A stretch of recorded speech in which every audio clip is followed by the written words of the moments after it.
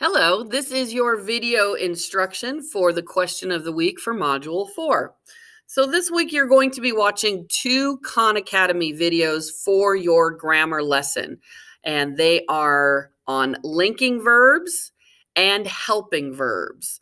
So last week you learned about verbs that are past, present, and future tense.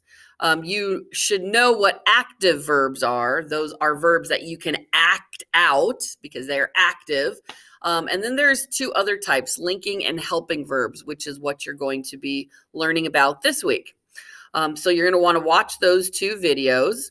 And then there is a visual essay called Building a Personal Smell Museum. That's this right here. It was written by food critic Teja Rao, and the photographs on there, you'll see who did the photographs and put it all together.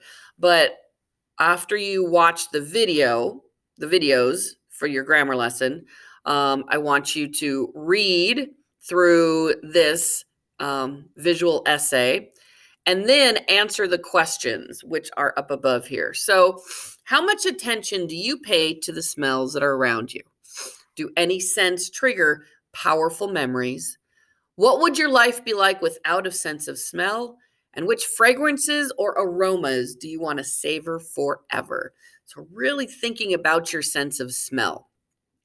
So, your response, in order to be considered exemplary or to receive a 5 out of 5, you need to respond to all the questions with sentences that include both linking and helping verbs, as well as your diction, precise word choice, sensory language, and telling details.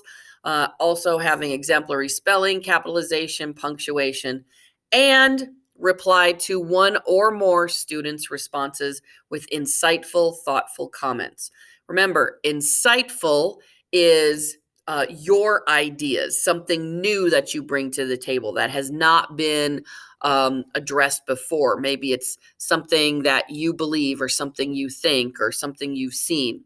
Thoughtful means that you have read the other person's response and that you are commenting on something they've written.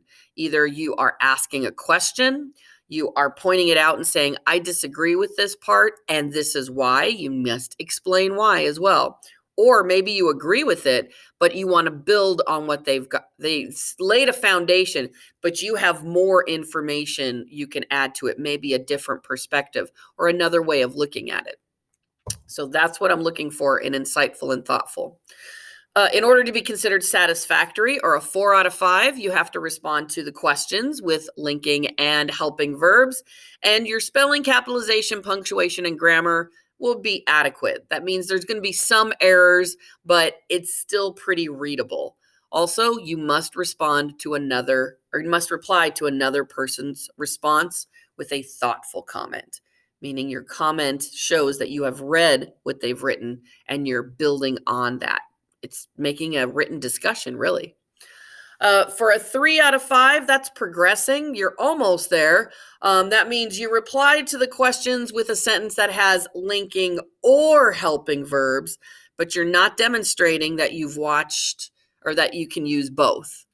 And then also, you tried your best at spelling, capitalization, punctuation, and grammar. And then a 2 out of 5, that's an incomplete. That means that your response was not enough for me to determine if you even watched the lessons at all.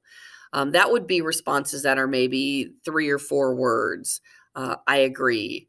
It doesn't really matter to me. Okay, well, if it doesn't matter to you, I'm sorry. I'm trying to find some interesting, different topics for us to discuss.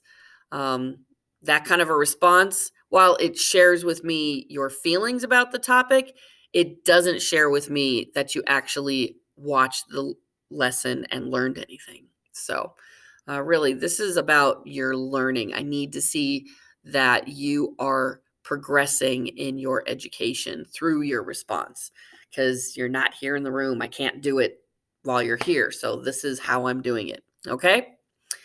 All right. If you have any questions, you know how to get in touch with me. But otherwise, happy discussing.